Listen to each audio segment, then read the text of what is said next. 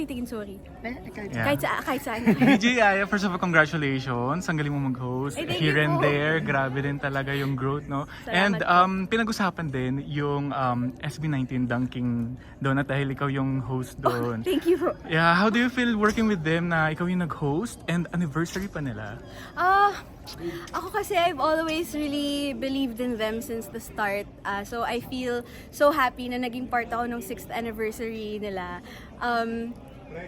Minessage ako na ni Kuya Yani, the Diyos of Wanzi. Tinatanong niya, free ka ba ng October 26, 27? Day 1 pa lang ina-announce, sabi niya, hindi, magkaka-day 2, book ka na namin. So ako parang, okay, sige, ganun. So parang, I felt so happy na they really wanted me there and that they trusted in what I can do para dun sa gabing yun. Kasi sa totoo lang, silang 5 naman, kaya na nilang sila lang eh. Kasi 'di ba, ang grabe naman yung personalities nila. Si Stel pwede na maging host yun eh. So ako parang feeling ko, kailangan pa ba ako dyan? Pero nung dahil nga parang talagang pinush nila na maging part ako, na feel ko na, okay, I'm wanted here and I'll do my best para mapaganda pa lalo. Like, magiging maganda naman yun with or without me. Pero parang tatry kong makaambag dun sa fun. Pero grabe, naging colorful kasi yung dunking concert. Nung nandun ka, lalo na yung umpisa, talagang you keep the audience alive. Salamat And po. na-feel ko yun. Thank And you. yung dun sa part na nag-Q&A, tapos parang kaya na nila. Ano yung reaction mo na parang hindi na sila, wala na sa script or wala na sa tanong? Lalo Kung na si alam niyo Stel. lang, kung pwede ko lang i-share yung script kung gaano siya, kung gaano nakalayo yung nangyayari. Kasi talagang, yun naman maganda doon. Kasi hindi siya concert lang eh. Tama. Fan meet Fan siya. So, going into the program, we all knew na ang goal namin is to make everyone happy. And game na game sila, kahit na may mga labag sa loob nilang gawin. Ginagawa talaga nila. Nagugulat sila. At gusto ko yung, parang before the show kasi, in-empower nila ako eh, na hindi, sige, kulitin mo lang sila, sige lang. So, lumakas yung loob kong mamilit kapag ayaw nila, or may pagawa sa kanilang, alam ko kasing matutuwa yung fans. So, yun lang naman yung nangyari. And masaya ako na sobrang game din kasi talaga yung SB19 tsaka yung buong team nila. And si Direk Prati. Ito tanong ng mga 18 fan. Paano ka naging 18 fan at ano yung parang process mo? Anong sa naging idol or what? Hindi ako 18. Wah! Fake news yun. Hindi halata. Hindi. Sobrang fan talaga ako. Before, honestly, sinasabi ko rin naman to before, hindi naman ako fan ng SB19 kasi ang dami ko nang nakitang boy groups na laging nagda-number 1 sa charts, Yes. pero nawawala rin or hanggang dun lang. Disband. Oo, na parang sandali lang. So ako, natuto kasi akong hindi ako mag-invest masyado ng emotions pag ganun. Kasi nga mawawala rin. So ako rin may hirapan. But then, when they guested sa Mix Live, Yes. that was the first time I got to meet them and I got to witness their performance. So lahat kami parang, ang galing nga mag-live performance. Pero yun lang, parang for me, okay, marami namang Pinoy na magaling kumanta, magaling sumayaw. So ganun lang din yung tingin ko sa kanila. And then, nung pandemya na, tas ang dami namin interviews sa kanila kasi ang dami lang pinopromote nun. Doon ko nalaman na, sila rin gumagawa ng kanta. Parang doon totally nagbago yung tingin ko sa kanila na, artist, gano'n. Because I think that was Ikako. Kasi pandemya yun eh, diba? That was the song they did for the frontliners, Yeah. gano'n. Tapos parang nagustuhan ko yung vibe kasi parang, okay, sakto dun sa kailangan dong kanta.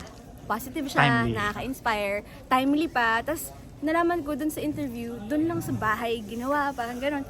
So, doon ako unang na-impress sa SB19 and then doon ko na talaga sila binigyan ng chance sa puso ko.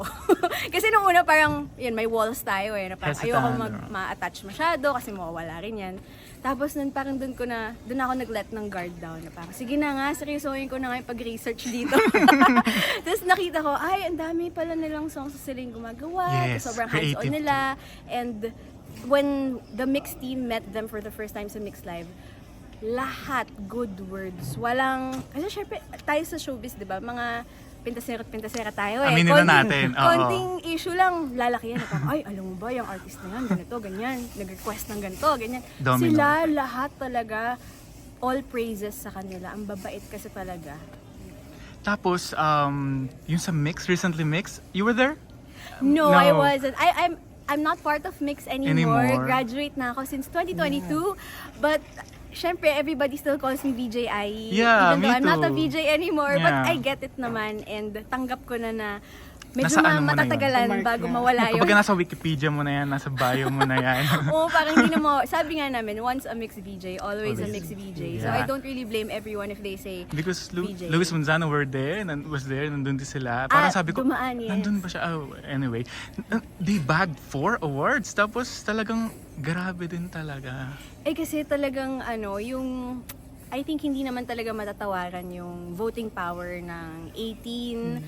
But I'm really happy na ang dami na ring mga iba pang P-pop groups ngayon, ang dami na ring ibang artists na ang lakas na rin ng fanbase. Tama. Sana nga magtuloy-tuloy kasi that's always good news for everyone sa OPM.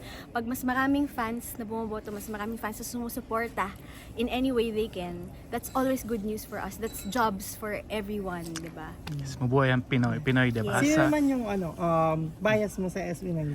kung pwedeng tanongin, Nako, laging tanong yan ng mga 18 na nami-meet ko. personally. Oo. Pero ang lagi kong sagot, sinong hula nyo?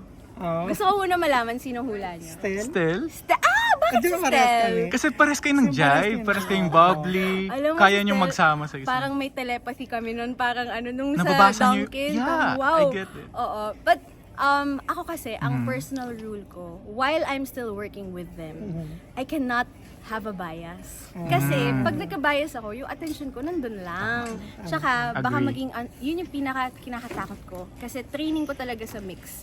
Ang training sa akin ng mga naunang VJs, you have to treat everyone equally and fairly. Kasi dati wala pa naman P-pop groups masyado. Tama. Banda yung training ko eh. Exact. Sa banda, ako gustong-gusto ko sa interviews, kahit mga bahista, mga drummer na usually hindi nagsasalita, kailangan kong kausapin, gusto kong pinapagsalita sila. And kita ko sa comments biglang, ay, VJ, thank you, pinagsalita mo si ganito. Oo, Kasi usually hindi ganun nagsasalita yan. So yun yung training ko the whole time. So ngayon nasa P-pop groups ako, nadadala ko yun na dapat fair ako sa lahat. So if I reveal my bias, parang feeling ko, maiiba yung viewing experience sa mga tao. So I try to avoid it para lagi nag-enjoy lang sila. Go-to song mo na lang sa kanila. Go-to song ng SB? Sa ngayon, I think dahil ngayon kasi medyo fresh yung Kalakal. With Glock 9. Oo, Yeah. lalo na kaka-present lang sa kanila ni Glock 9 ng Artist of the Year. So Yeah. parang ang ganda na, I'm sure, idol lang naman nila si Glock 9 before. Tapos ngayon, kakulab na nila, nag-present pa lang award sa kanila. For So, ang Artist ganda, of ang the ganda Year. nung vibe eh. Tsaka ang angas ng lyrics eh. Lapag ang ipon pag kami Titinda. nagtitinda. Which is so true. Yeah. Diba? Iba talaga yung creative mind sila. Yes. Message mo lang sa kanila because they celebrating anniversary. May message sa SB19. Yeah. Okay. Parang di kaya nagbigay ng message during the, I think, Ay, or... oo, wala akong Oh, yeah. message. Now that's the ano? time. Parang ayoko naman kasi umiksena. Pinapasama nga lang ako sa group picture. Sabi ko, I no. saw it. Pero Sige nalapitan lang ka yan. talaga. Message ko sa SB19. Thank you sa lahat ng trabahong binibigay niyo sa akin. Hindi Ikaw ang kasi ang dami kinukuha. talaga. Talaga. Oo, nahihiya ako. Parang sabi ko, dapat ata may commission na kayo sa mga projects na binibigay niyo sa akin. SB19, not to pressure you, but really the success of the whole industry, lahat ng to, kayo yung nagsimula itong P-pop industry, kaya ang dami nag-invest sa mga bagong P-pop groups. Alam naman ng lahat yon. So, thank you for that and thank you for still staying hanggang 6 years. Hindi ako na broken-hearted. Hindi na sayang yung pag-invest ko ng emotions sa inyo. Ano ba? Hindi ako magaling sumagot, sorry. Message ko sa SB19, excited na ako sa simula at wakas. At Yes. sana huwag kayong mapagod. Sana pagpatuloy nyo pa rin yung pag-take care sa health ninyo. Ako parang siguro as a tita. Yun yung mas concern ko, yung longevity nila. Sana take care of yourselves now so that you can do this for a longer time and you can make more people happy, you can make more 18 happy, and you can achieve your goal talaga na maging successful globally. And 18 loves you so